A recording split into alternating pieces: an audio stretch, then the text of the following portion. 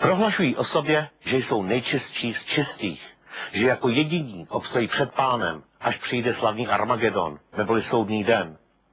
Dokonce i transfuze krve je může pošpinit. To raději sami zemřou, nebo nechají zemřít své nejbližší. Asi tušíte, že řeč je o svědcích Jehovových. Neskrývají se ale pod slupkou čistoty i lidé úplně jiní, napojení na organizovaný zločin? A proč byl napaden kolega Kroupa, když se na tohle chtěl jen v klidu zeptat? Ale víte, kdy pana Brdlíka sehnal? Poraďte mi. Můžete mu zavolat, že bych se potřeboval mluvit.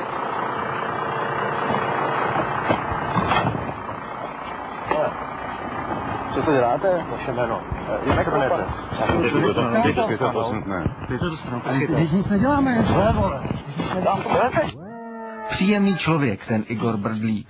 Spolu se svou poslušnou ochrankou se nám pokusil vzít kameru a hlavně kazetu v ní. Ani jedno se mu naštěstí nepodařilo a tak si ho můžeme prohlédnout v celé jeho kráse. Igor Brdlík bydlí v malé nenápadné vesničce v severních Čechách. Je bohatý, nerad se natáčí, má rád meče, nože a ženy. Zřejmě proto se v posledních letech pustil do podnikání v Nevěstincích. Skoupil prakticky celý Rozvadov. Najednou se objevil ten Brdlík teda, a že by to teda koupil jako. No tak nejdříve jsme jako si to rozmýšleli, no a potom jsme teda přistoupili na to, že bychom mu teda ty dva podniky, které byly naše vlastní, že bychom to prodali a že ty ostatní, to zbývaly ještě dva, že oni budou mít jako v pronájmu. Poprvé přišel Brdlík s Tonatem přišli. A tak jsme nějak jako se začali vybavovat, že prostě to... A tak jsme v podstatě přijeli asi 3krát a tak nějak už jsme se domluvili, že vlastně bychom ten obchod mohli udělat.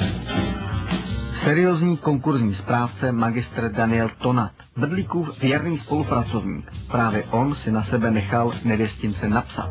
Tonat působil takový jako jeho poskok, no. Bylo zřejmé, že poslouchá, co mu Brdlík řekne. No, určitě. Donat ten byl jako jeho takový kůň. To bylo jasné. Jak se k němu choval pan Brdlík? Choval se k němu jako k nějakému malému klukovi, no. To nebylo takový rovnocenný partnerství, jakoby. Proč ty věci byly napsané na ně a ne na toho pana Brdlíka teda? Když pan Brdlík byl šéf. No protože ten Igor nebo Brdlík ten vždycky jako říkal, což nakonec u nás byla chyba. On vždycky říkal, v životě nemůžete mít nic napsaný na sebe, jako. Vy musíte být úplně vždycky mimo a potom si dáte ruce do kapes a jdete. Situace se pro Igora Brdlíka a jeho přátelé na chvilku trochu zkomplikovala, když se rodina Kirchnerových náhle rozhodla, že Rozvadov neprodají.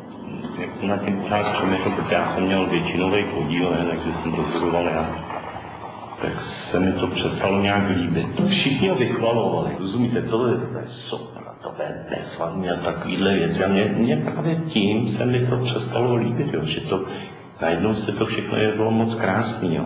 Jenže Igor Brdlík si hambince opravdu moc chtěl. A tak se rozhodl, že Kirchnerový domluví. Ke klíčovému jednání mezi rodinou Kirchnerových a nastupující rozvadovskou klikou kolem Igora Brdlíka mělo dojít v polovině minulého roku, tady v Praze v Lidovém domě. Normálně jsme si sedli do kanceláře, tam bylo očividný, že Brdlík, když tam nebyl napsaný, tak že tam nějaké postavení má dost vysoký, protože ti lidi, co mu tam kladnili a pobíhali, on úplně očividně byl zvyklý tam rozkazovat. Prostě to jednání proběhlo v tom, že zkrátka moudře buď to jim ty podniky předáme, jo, a nebo doslova mi Brdlík řekl že mě buď to fyzicky, anebo jinak eliminuju, ale ne on, že za tím stojí jiný lidi a těm, že se nelíbí. Milý Brdlík uměl být vemlouvavý. Když ještě Kirchnerovým bouchl podnik, pochopili, že dostali nabídku, která se neodmítá. Tady vám to nějak bouchlo, no? Přesně tou ventilačkou, tady dali obvaz, prostrčili tou ventilačkou a zapálili. Aha, a co to bylo? No, já přesně nevím, ale byla to nějaká namíchaná chemikálie. V lahvi nějaká. V barelu.